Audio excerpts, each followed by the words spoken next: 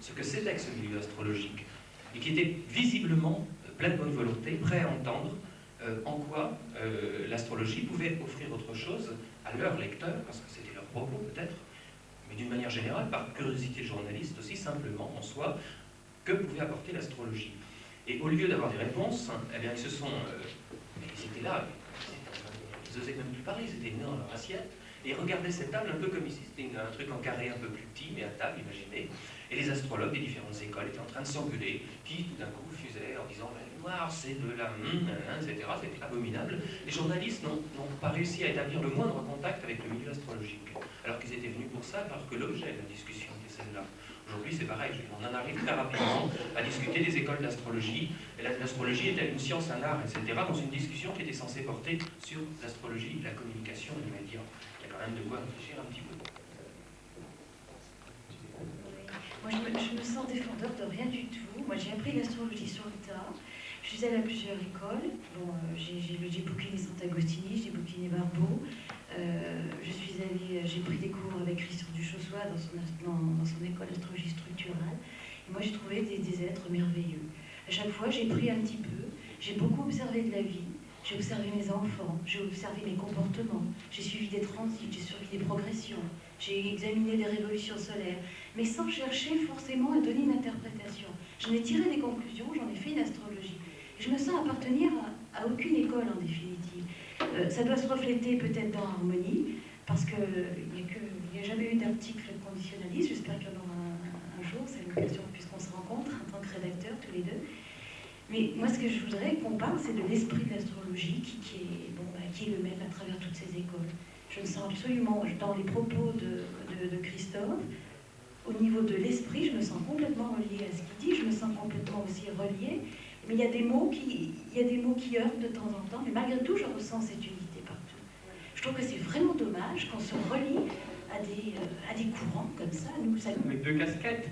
C'est l'homme des astéroïdes, mais c'est aussi l'homme qui défend la référence à l'héliocentrisme. Je voudrais par exemple poser une question un peu comme ça provocante à M. Pellard. Que pensez-vous de l'héliocentrisme? Est-ce que ça peut être important pour la réflexion sur l'astrologie? C'est même fondamental, parce qu'après tout, le Soleil est au centre du système solaire.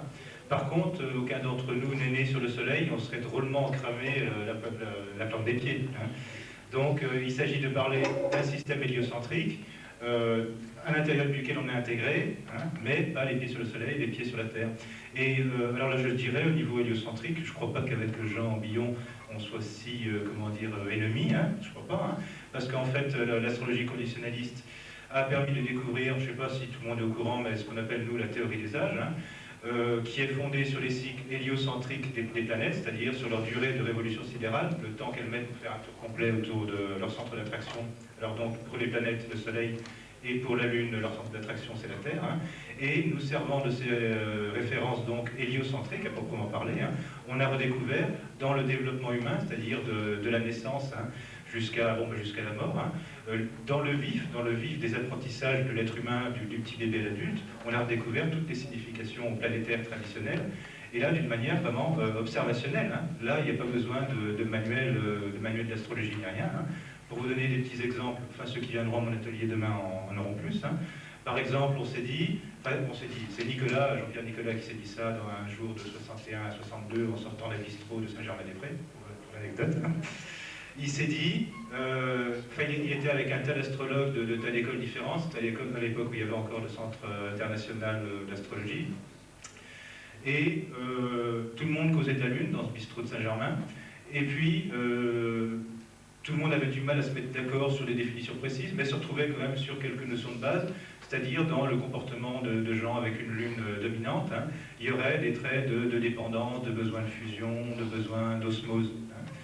Et là, c'est là où il a eu un petit tilt dans la tête, il s'est dit, c'est tout bête, il n'y a qu'à se prendre les durées de révolution sidérale, c'est-à-dire les cycles héliocentriques en fait, et géocentriques en ce qui concerne la Lune.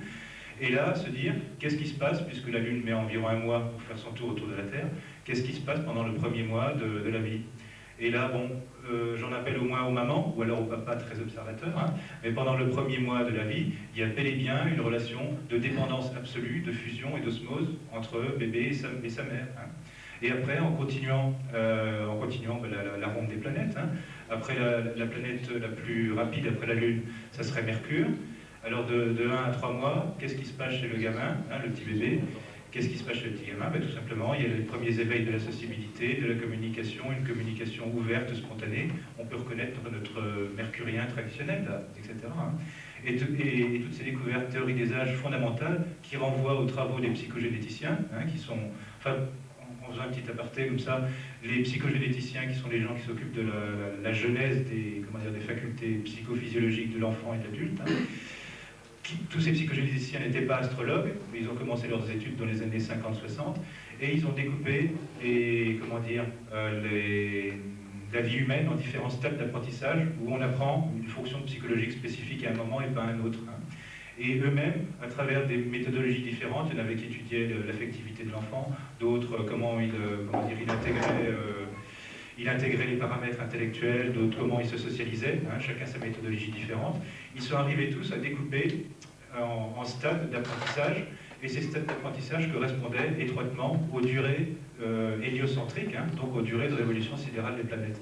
Alors en ce sens-là, on ne s'en pose pas, hein, l'astrologie collisionnaliste est bel et bien basée sur des données avant tout héliocentriques. Il ne semble pas que ce soit exactement la façon dont M. Billon procède. Je voulais juste